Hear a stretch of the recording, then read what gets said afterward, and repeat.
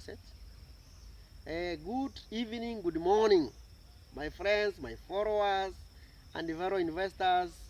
And I'm here to share with you some nuggets. My name is Morey Ngari. I'm a realtor by profession and a passionate realtor, and that is what I do for my living. And I thought it's good to share with you some nuggets, and also founder of Rava Estates, which basically does the consultancy to do with the land. I thought it's good to share with you uh, when we are getting a lot of negative about land investment. Land always will give you value. What is key is to understand exactly what you want in this land. If you want to invest in land or housing, it's good to understand what you want to do with your land.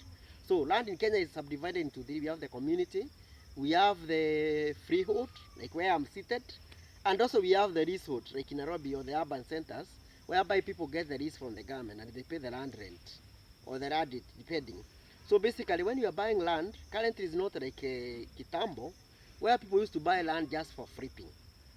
Because people used to buy land based on what we find valuation as sensational valuations. But currently we are no longer operating on sensational valuations. We are working with what we refer to as the monetary valuations. It's like if you ever gone to borrow money to buy an asset from the bank, they always do a valuation to ascertain basically the value of the asset you are buying. So when you're buying land, it's good to know exactly what you want to do with the land.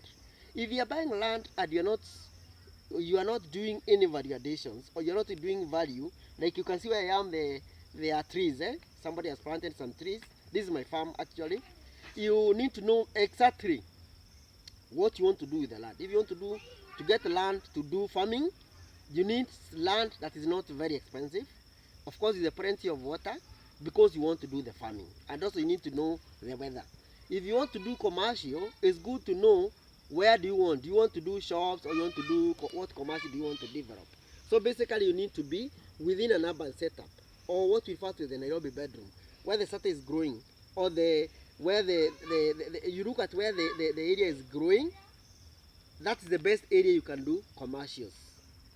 So based on that, you have to be very, very clear on what you want to do when you're buying land. If you're looking for an agricultural, be very keen about the climatical pattern. How is the topology and other factors? So that calls you to work with the professions to guide you on where you want to invest your money. Then from there, even before you do anything on that, on what you want to do, that is just an idea generation. You talk to agents or the land agents who are familiar, or the valuers and the other players like the surveyors where you want to invest. With those professionals, they will guide you on where you want to buy. And then before you do anything, always good and is even legal, create time to go and see the land. Don't just do your paperwork in the offices or maybe in a hotel. Somebody counts the paper and sign here. This is your land, and then you buy. Of course, you lose your money. Create time to go and see the land you want to buy. And that day you should go with a surveyor. The reason we are going with a surveyor, so that the surveyor is able to guide you on the beacon, the size of the land you want to buy. Because it's an investment and you have worked tirelessly to make this investment. Then once you understand the way where the land is located, the beacon and the size, then from there, of course, ask to meet the real owner of the land. Ask to meet the real owner of the land before you do anything. Then even before you commit, create time at your free time to go back, even without the vendor. Talk to the locals about where you want to invest. Talk to the administration, the Nyumba Kumi, the chiefs, the local administrators. They are able to give you the insight about where you are buying. Well, there's many historical, legal cases, legal battles for that land. Then from there, you are able to make a good decision before you do anything on that land. Then from there, once you have ascertained, you have seen the land, now ask for the legal document. First of all, even before asking for the legal document, ask to see the real owner of the land. Then when you meet the owner, ask for the real document.